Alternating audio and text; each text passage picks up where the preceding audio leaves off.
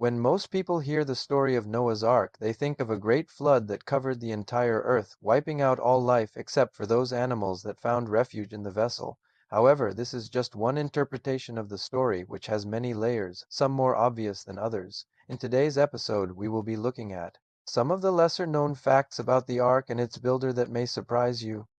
Let's start by talking about Noah himself. He isn't introduced until Genesis chapter 6, but his lineage can actually be traced back even to Adam. Noah was the great-great-grandson of Adam and Eve, making him part of the first human family, along with his sons, Shem, Ham, and Japheth. The three of them would go on to become the progenitors of every nation, according to Genesis 10. That means that almost everyone alive today can trace their ancestry back to Noah's sons. Noah was different from many of his contemporaries because he was a man who walked with God. This is stated clearly in Genesis chapter 6 verse 9. These are the generations of Noah. Noah was a righteous man, blameless in his generation. Noah walked with God. This doesn't necessarily mean that Noah was perfect, but rather that he chose to live according to God's will rather than the customs of his day. His righteousness was so evident that God said of him, "He has found favor in my eyes." Noah's walk with God was also demonstrated by the fact that he built an ark when God told him to. It takes faith to believe in something that you cannot see, and it took a lot of faith for Noah to build an ark based on divine instructions. Many scholars believe that building an ark like this would have been quite odd because there were no other accounts of such structures existing at the time. It required great faith for Noah to trust in God's word and follow through with this huge task. The exact dimensions of the ark are not known since there are conflicting reports about them. Some say that the ark was 300 cubits long, 50 cubits wide, and 30 cubits high, while others say that these measurements are inaccurate and that the actual dimensions of the ark were 300 cubits long, 50 cubits wide, and 30 cubits high. 1 cubit is equal to 18 inches, which means that the ark could have been between 450 and 500 feet long.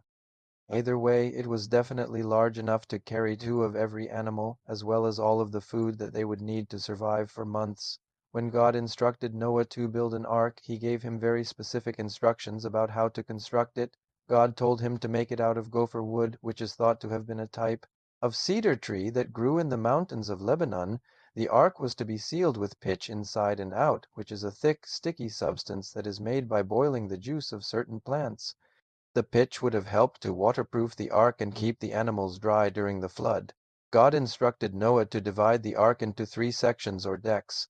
The lower deck was to be divided into two rooms, one for the animals and one for the supplies.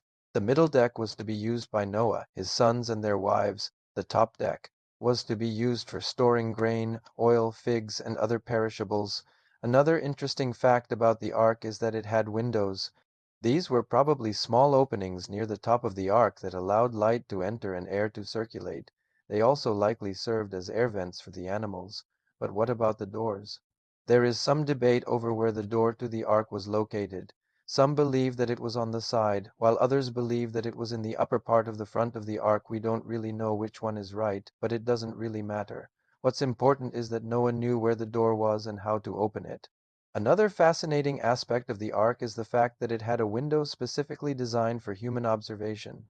This window was located above the door and was used by Noah and his family to look out and see what was happening outside during the flood. This would have been the only way for them to know when the floodwaters receded. And it was safe to leave the ark. There is much speculation about what happened to the ark after the flood. According to the Bible, it came to rest on the mountains of Ararat. After the floodwaters receded, Noah sent out a dove to see if dry land was visible. The dove returned with an olive leaf in its mouth, signifying that the earth was beginning to dry out. 8 days later, Noah sent out a raven, but it did not return. It is believed that the raven stayed out on dry land to build its nest. Another dove was then sent out, and it came back without an olive leaf. This meant that the floodwaters were still present, but the earth was not yet ready to receive them.